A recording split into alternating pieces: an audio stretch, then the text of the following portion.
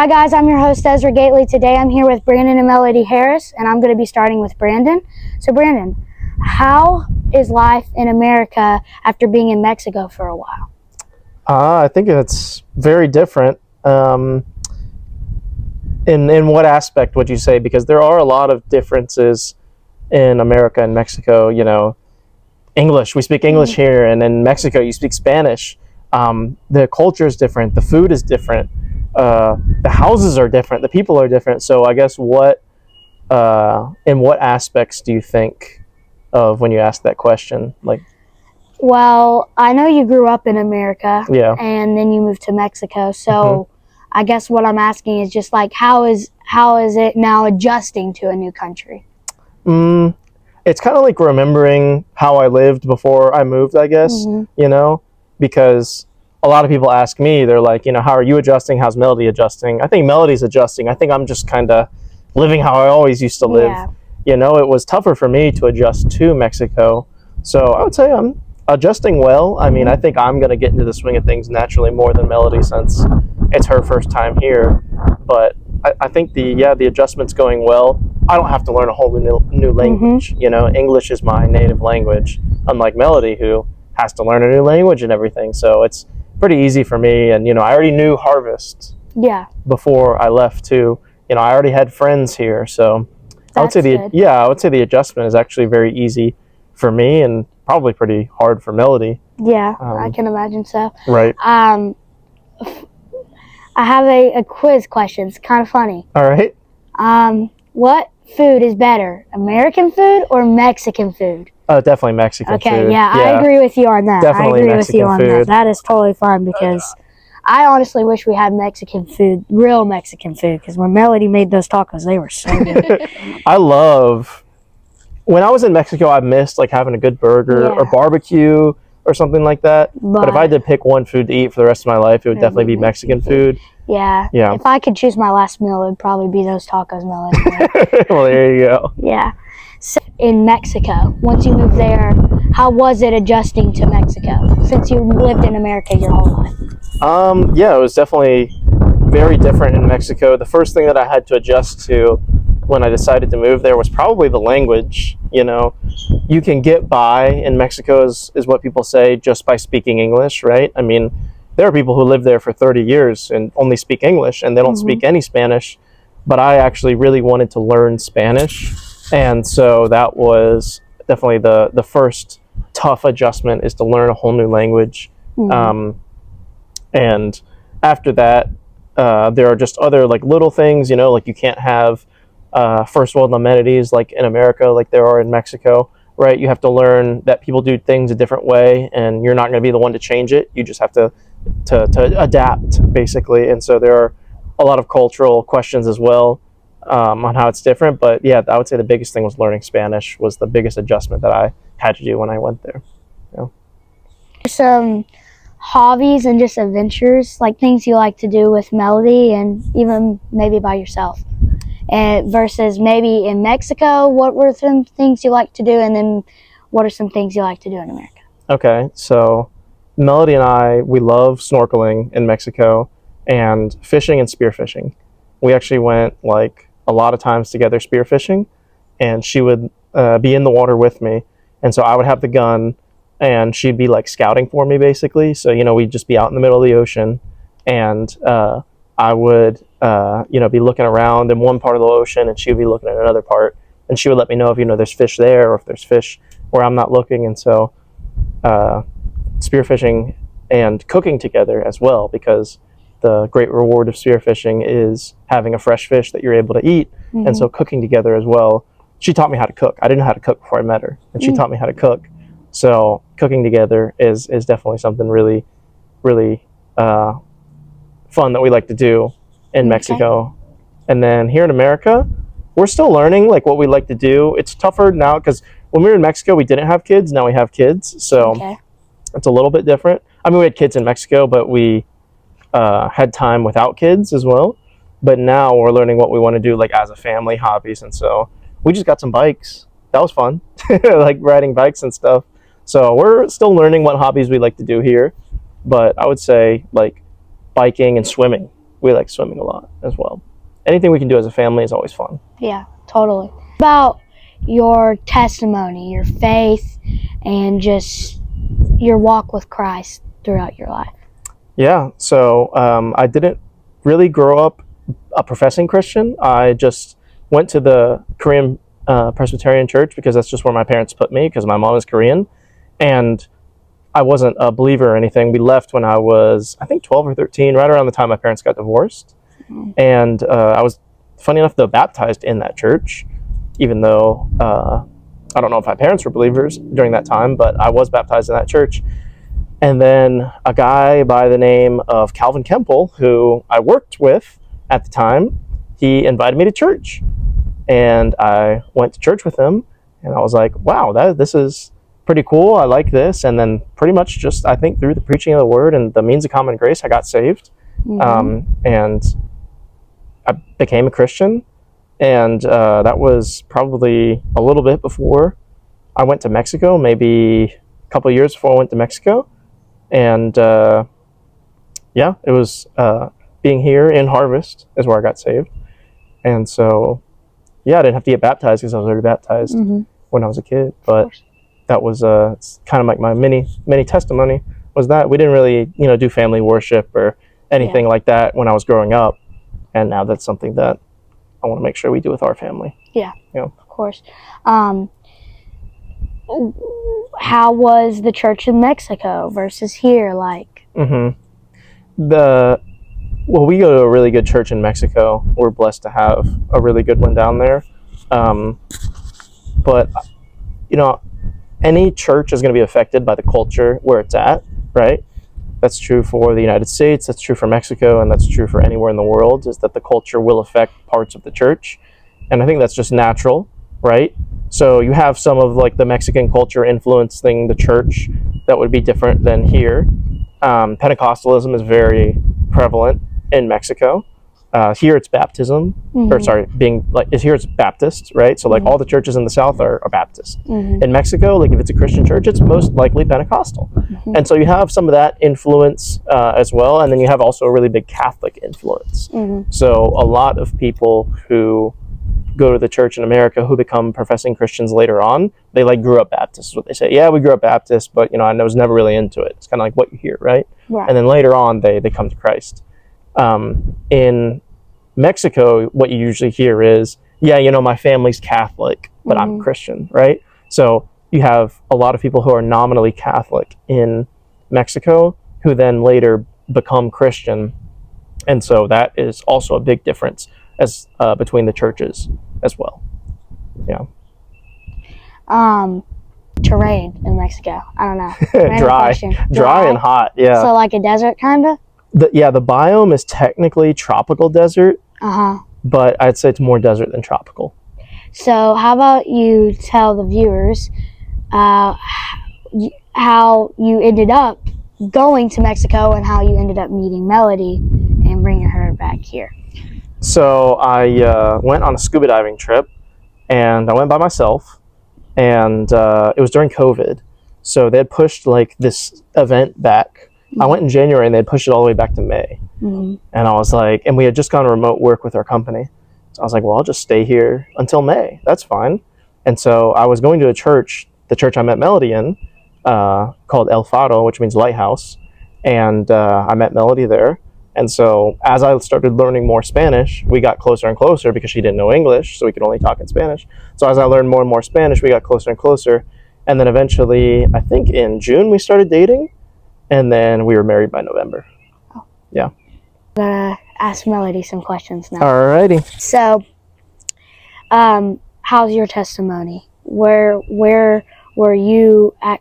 How are you? Your walk with Christ throughout your life? It's kind of same like Brandon. I grew up in this family going every Sunday to church, but we didn't have family worship, and Jesus, it wasn't in the house, it was just in the church. So when I was 15, when I was a teenager, I started going to the youth group, and I started to go into the church for somebody, and then I start to have convictions about my sins. It was God working with my heart, and then when I was learning more about Jesus and everything on Sunday, I was asking me about, well, it was, what is be a Christian, like real Christian. I didn't feel like a Christian because I was doing something, and it wasn't, I didn't feel like a Christian. So I saw this, it was a person in my church, and she was mom. She had 3 kids, and she was always in the church, and it was a wisdom mom. And I was like, wow. So I saw her faith, and I was like, I would like to be like her. What I need to do. And I was every Sunday asking God, like, what I need to do. I want to know you. I want more about you. And then I met Brandon and everything, but I started to come to church not because my parents, because it was Sunday and we needed to go, but and not for other person, but just for God and learning more about Him. And I repent about my sins, and here I am just for Christ alone. Amen. Same question I asked Brandon. Which food's better, Mexican food or American food? Well, I grew up with Mexican food, so I like Mexican food, but I really like American food. So I would say both. Okay, good answer. Yes. We actually had some barbecue today. Is that good? It was really good. Yeah. Life adjusting to a new country since you grew up in Mexico. That is kind of hard now, and more because we have 2 kids, so it's not easy just come here and having the life in here. And the most hard for me, it's going to the church and having all in English. It's like I have headache sometimes. I don't want to listen. I'm just tired about it, but it's good, and I'm happy to be here, and it's a good opportunity to learn English too, but to talk with other people about Jesus in another language. So that's really nice about being here. So it's hard, but I know God gave us the opportunity. So if I tried to, whenever I hear people speaking Spanish, I'm like, what is going on? And sometimes, like you said, I get a headache because I'm just like, it seems like they're just like, not just gibberish. It doesn't seem like anything because you're talking so fast. I can understand some Spanish if they go a little bit slower, but other than that, like, I cannot understand. Like, whenever you guys are talking to Spanish in each other, I do not know what's going on. I might hear something like por favor or some words I know, but otherwise I can't understand it. So I can understand, trying to listen to someone speak English is hard, especially if they're trying to speak it fast, like Pastor Coppin. He's like fast, and so it's kind of hard. There's some hobbies that you like hobbies you have, like like in Mexico and America? In Mexico, I really like it to swim or just walk in the beach or lay down in the beach in the sand. It was nice, or just watching the sunset. It was really nice. And here, it's I'm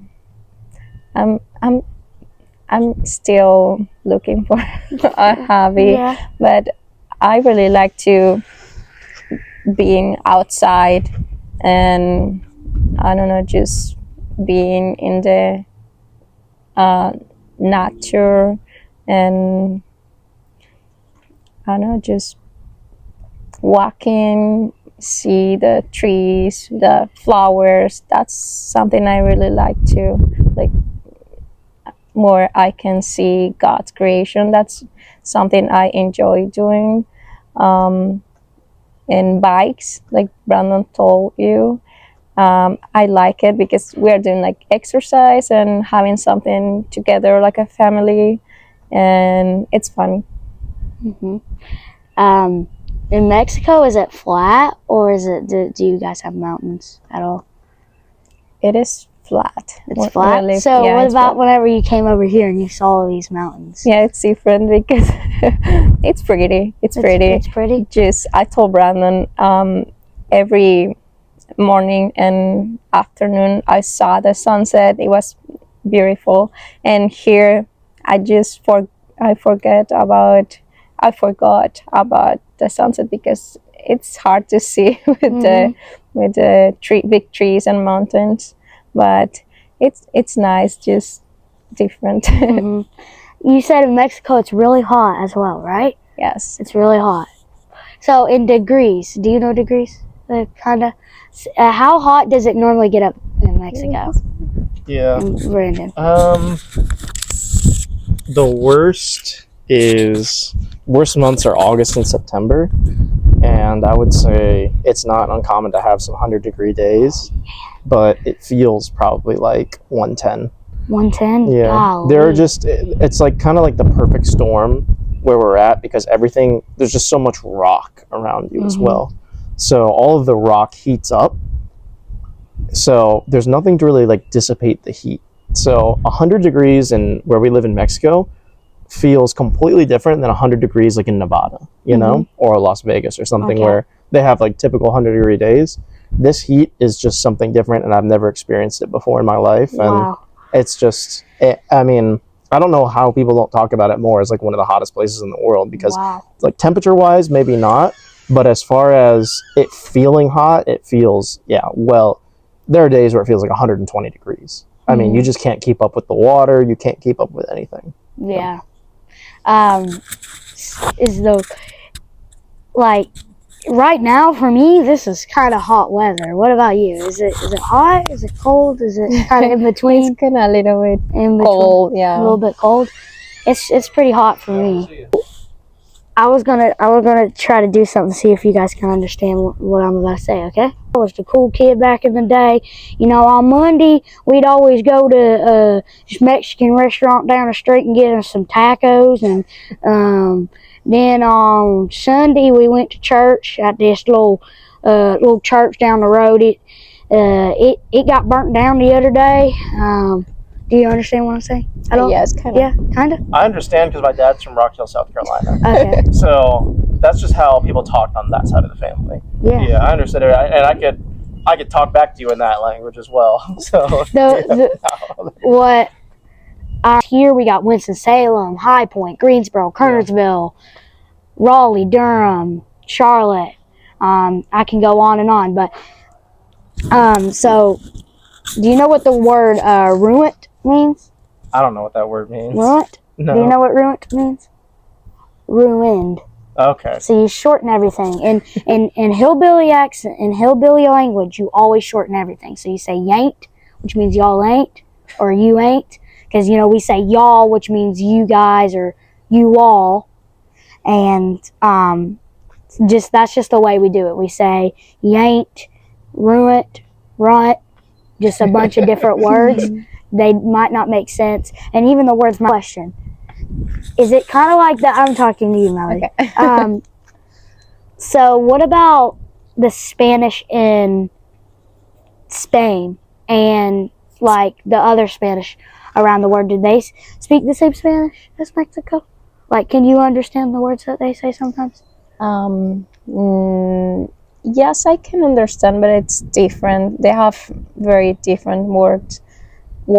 Even in Mexico, more in the center of Mexico, they have very different accent and different words. And I can, if I'm talking with somebody from there, I can understand just some words now. But for Spain, for example, they have different accent, and it's the same. I can understand, but it's just different. Yeah, I think I talk normal English, and they have like an accent. So yeah, it's kind of like British English and British, and like English, you know, like ball, wall, and yeah, pretty like much exactly. water. yeah, like I can't understand sometimes the words that they say in England, and I don't know why they call fries chips, but and ball, and mate, and Yeah, kind of the same. bruv, and Yeah, they have their own different words. so and it's stuff kind of that. like that. Yeah. Well, I'm really glad I got to have you guys on the podcast, and Thank you so much. I'm excited to go to church and worship with you guys tonight, and thank you for coming on my podcast. Thank you so much for Thank you. having us. I Yep. appreciate it. Thank Bye, you. guys.